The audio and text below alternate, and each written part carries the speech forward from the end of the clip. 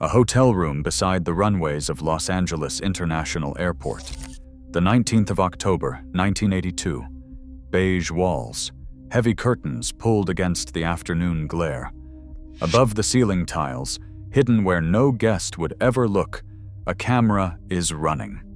A man in his late 50s walks in and sits down. Silver hair swept back, an expensive suit. The easy confidence of someone who has spent 30 years walking into rooms and owning them. His name is John Zachary DeLorean, and less than a decade earlier, he was the most admired executive in the American car industry. On the table between the chairs, there is a suitcase. He leans forward and opens it. Inside, packed in blocks, is 55 pounds of cocaine, worth around $24 million on the street. He lifts one package and weighs it in his hand, the way a man might weigh a gold bar. He says it is better than gold.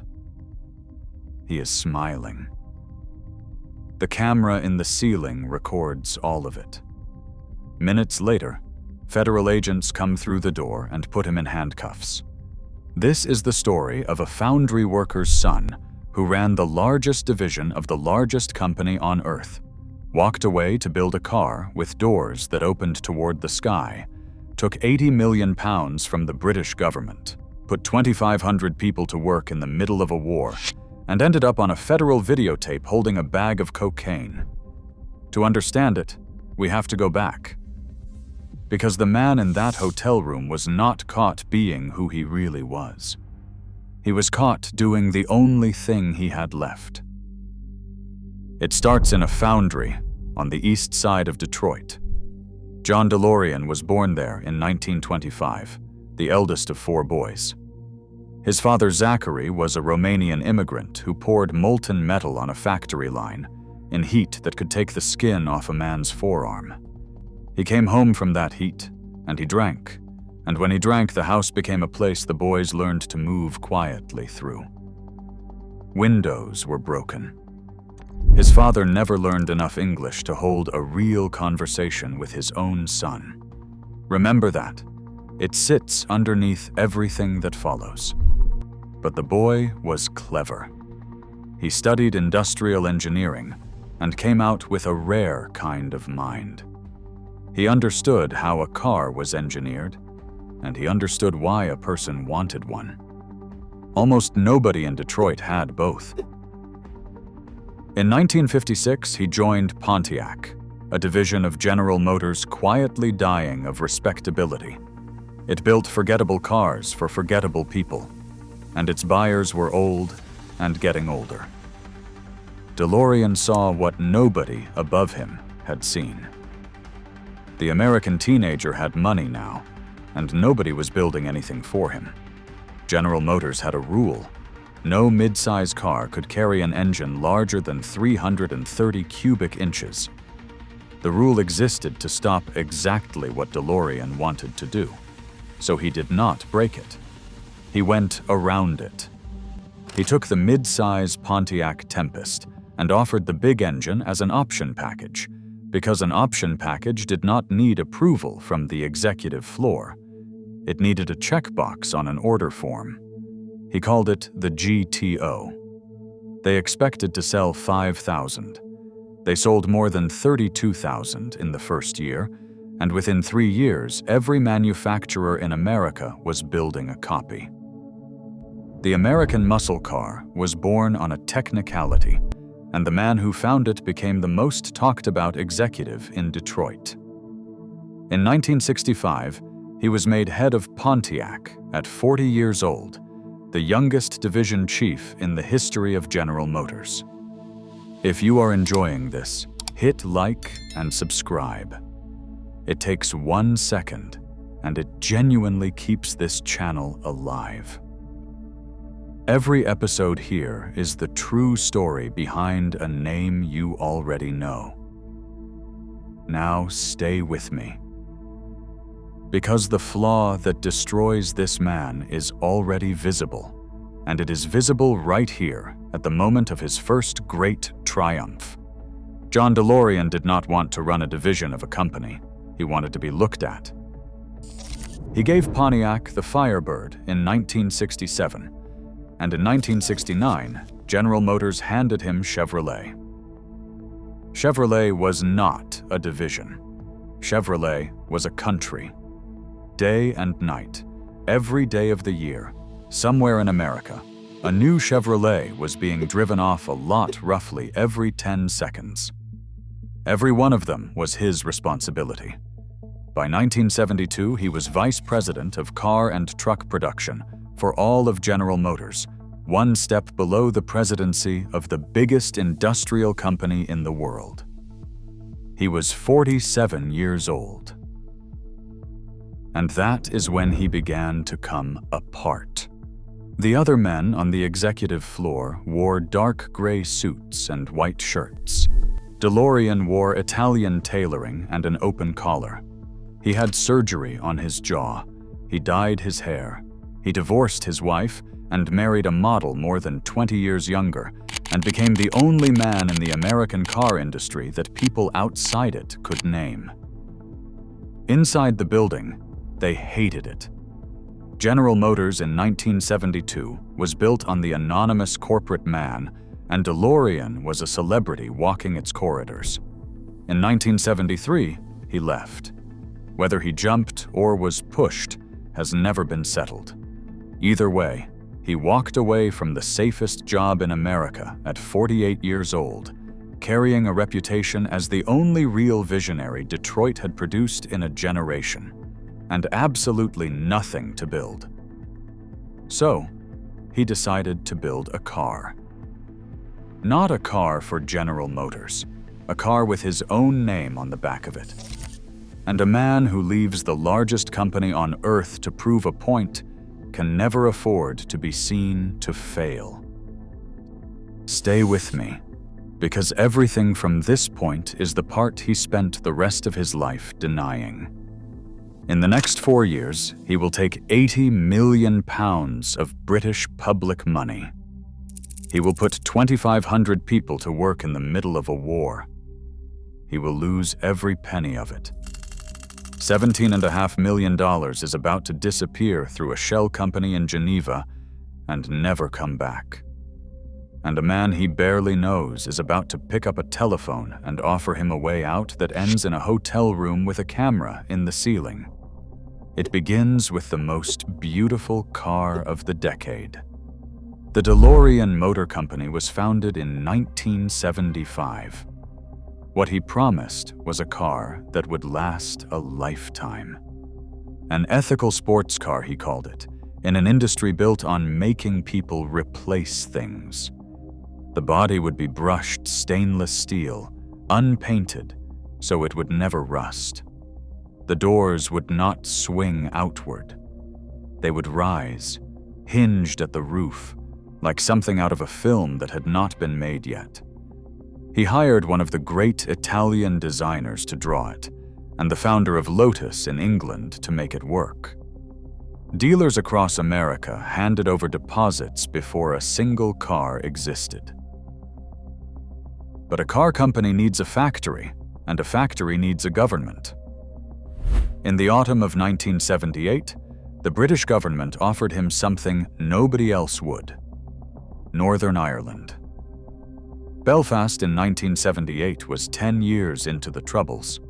Army checkpoints and burnt-out corners, unemployment in some Catholic districts above 30%, and a generation of young men with nothing to do. The British government wanted jobs there more than almost anything, because it believed jobs were the only thing that would stop the shooting. So they offered John DeLorean around 80 million pounds of public money. And they chose the site with enormous care. The factory went up at Dunmurry, on the southwestern edge of Belfast, on open ground sitting directly between the Catholic estate of Twinbrook and the Protestant estate of Seymour Hill. The idea was deliberate, and it was hopeful. Men from both communities would walk to the same gate every morning and build the same car. And for a while, That is exactly what happened. They raised the plant on green fields in under 2 years and hired around 2,500 people, almost none of whom had ever built a car. Young men from streets where nobody had held steady work in a decade were suddenly on a line making a stainless steel sports car for America. Catholics and Protestants worked side by side on that floor without incident, in a city where that was not a small thing. People bought houses on that wage. They believed him. That is the part that matters. 2,500 families in Belfast believed John DeLorean. The car that reached America was not the car that had been promised. It was slow, and it was expensive. He had promised a $12,000 car, and in showrooms it cost around $25,000. Then the world turned. 1981 brought a savage recession, and the market for an expensive second car stopped existing in the same 18 months the factory reached full production. Unsold DeLoreans stacked up in storage lots, thousands of them, brushed steel dulling under the weather. And here the story stops being a business failure. Because there was other money moving, and it was not moving toward Belfast. $17.5 million of company funds had been paid to a firm called GPD Services. On paper, a research company, registered in Panama, operating out of Geneva, paid for engineering work on the car. The founder of Lotus was involved. So was DeLorean. That money did not go into engineering. Strip away the Geneva address and the invoices, and what is left is very simple. Money voted by a parliament to build cars in Belfast went somewhere else. 10 years later, the finance director of Lotus was sentenced to 3 years in prison for his part in it. The judge said the 2 other men, had they been available to face justice, would have received at least 10 years each. One of them was dead by then. The other was in America, and America never sent him back. He went back to the British government and asked for more. The government had changed. Margaret Thatcher's administration looked at the factory accounts and said no. In February 1982, the DeLorean Motor Company went into receivership. The gates at Dunmurry closed. Around 2,500 people in one of the poorest corners of the United Kingdom lost their jobs in a city that had almost nothing else to offer them. The men who had walked to that factory from Twinbrook and from Seymour Hill walked home and did not go back. Some never worked again. Roughly 9,000 cars had been built, out of a plan that ran into the hundreds of thousands. And John DeLorean would not accept it. A rational businessman looks at those numbers and closes the file. DeLorean could not. His name was on the back of that car. He had told the world he was better than General Motors. Failure was not a financial event for him. It was unbearable. He needed cash, not investment. Cash, fast, in an amount no bank on earth would hand a man whose company was already in receivership. And into that gap walked a neighbor. James Timothy Hoffman had known DeLorean years earlier. He was a drug smuggler, and by 1982 he was something else as well. He had been caught, he was working for the federal government, and he needed to deliver somebody significant to help himself. Hoffman made contact and offered DeLorean an investor. What followed was a federal operation with actors in every seat. One man presented himself as a banker who could move large sums. He was an agent of the FBI. Another presented himself as a distributor with product to sell. He was an agent of the Drug Enforcement Administration. The proposal was simple and enormous. DeLorean would put money into a cocaine shipment and the return would come back fast and multiplied, enough to buy the factory in Belfast out of receivership. He was a man in free fall. He wavered, and he came back, and he later said he feared for his wife and his children. Every meeting, every phone call, all of it documented by the United States government. The agents prepared the room in advance, a camera concealed above the ceiling, angled down at the seating area. The tape was already running before he arrived. He came in and shook hands. He was relaxed. That is what people remember about the recording, and it is what followed him for the rest of his life. He is not a frightened man being dragged into something. On that tape, he is charming. The suitcase was opened on the table. 55 pounds of cocaine, packed in blocks, worth around $24 million. He reached in and lifted one of the packages and weighed it in his hand, and he said something close to this: that it was better than gold. There is a glass raised on that tape. He is on camera celebrating. Then the door opened, and men came in with badges, and John Zachary DeLorean was arrested for conspiracy to distribute cocaine. The photograph went around the world inside a day. The silver hair, the booking board, the impossible fall from the executive floor of General Motors to a federal holding room in Los Angeles. It should have ended there. It did not. His lawyer did not argue that the tape was wrong. The tape was not wrong. Everyone in that courtroom watched John DeLorean hold up a bag of cocaine and smile. He argued that there had been no crime until the government invented one. The money, the supply, and the entire structure had been assembled and offered by federal agents. There was no ring. There was no network. There was a bankrupt car manufacturer and a room full of men employed by the United States government. In August 1984, the jury acquitted him on every count. One juror said afterwards that they had not found him innocent, only that the government had gone too far to make him guilty. He walked out of that courthouse a free man. He had lost everything else. His wife filed for divorce within months. 2 years later, he stood trial again, accused of defrauding his own investors, and was acquitted again. But acquittal is not reputation, and no serious money in America would go near him after that.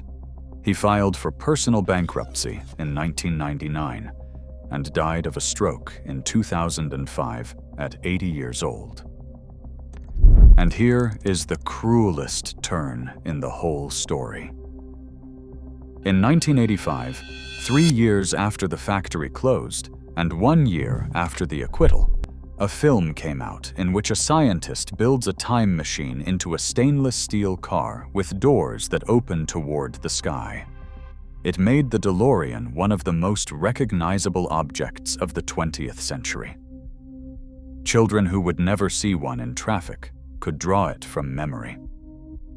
The car became immortal in the same decade the company died. DeLorean himself received almost nothing from it. The object is beloved. The empire is gone. And in Dunmurry, the land where the factory stood was cleared and redeveloped. But for 4 years, on that patch of ground between Twinbrook and Seymour Hill, 2,500 people from 2 sides of a war walked through the same gate every morning and built something together. That is what was actually lost. Not a sports car, not a fortune. A version of Belfast that had a factory in it at the exact moment Belfast needed one more than anywhere in Europe. John DeLorean did not set out to destroy that. He set out to be admired, and he could not survive the one thing he had never rehearsed: being ordinary. Everything he did in that hotel room, he did to avoid being told he had failed. He was acquitted of the crime. He was never acquitted of the cost. If you want more stories like this one, subscribe and leave a comment telling us which empire you want taken apart next. There are more coming, and everyone starts the same way, with a name everybody knows and a story almost nobody has heard.